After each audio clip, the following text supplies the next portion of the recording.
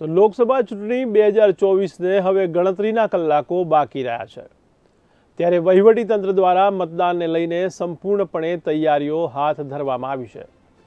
જ્યારે મતદાનના દિવસે કોઈ અનિચ્છનીય બનાવ ન બને તે માટે પોલીસ તંત્રએ પણ લોખંડી બંદોબસ્ત સાથે તૈયારી હાથ ધરી છે। ત્યારે લોકસભા ચૂંટણી અંતર્ગત ભાવનગર જિલ્લા પોલીસ લોખંડી બંદોબસ્ત સાથે તૈયારી હાથ ધરી છે।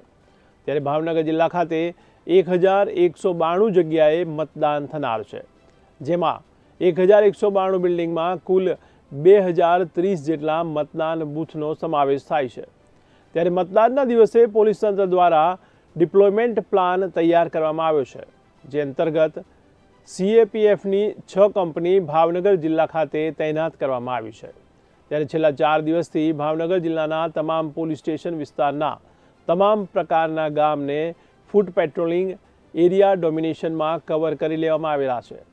ત્યારે મતદાનના દિવસે 170 પોલીસ સેક્ટર મોબાઈલ, 7 બિલ્ડિંગ દીઠ 1 પોલીસ વાન પેટ્રોલિંગમાં રહેશે। ત્યારે તમામ વિધાનસભા ઉપર DYSP કક્ષાના એક અધિકારીનું સુપરવિઝન રાખવામાં આવ્યું છે। તો જિલ્લાના તમામ પોલીસ સ્ટેશન દીઠ એક QRD રાખવામાં આવશે।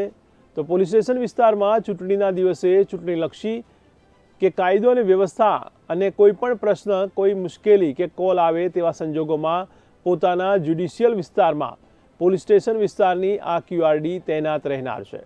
આ સિવાય ભાવનગર જિલ્લામાં કુલ 7 જગ્યાએ ડિસ્પેચિંગ એન્ડ રિસીવિંગ સેન્ટર પણ નક્કી કરવામાં આવેલા છે। 7 મે 2024ના રોજ ભારતની લોકશાહીનું સૌથી મોટું પર્વ ઉજવવા જઈ રહ્યું છે। આ લોકસભા સામાન્ય ચૂંટણી અંતર્ગત ભાવનગર જિલ્લા પોલીસના જ્યુરિડિક્શનમાં 1192 જગ્યાએ મતદાન થનાર છે। 1192 બિલ્ડિંગમાં કુલ 2030 જેટલા મતદાન બૂથોનો સમાવેશ થાય છે। ભાવનગર જિલ્લાના 10 તાલુકામાં 26 પોલીસ સ્ટેશન વિસ્તારમાં અલગ અલગ જગ્યાએ 7 તારીખે મતદાન થવાનું છે।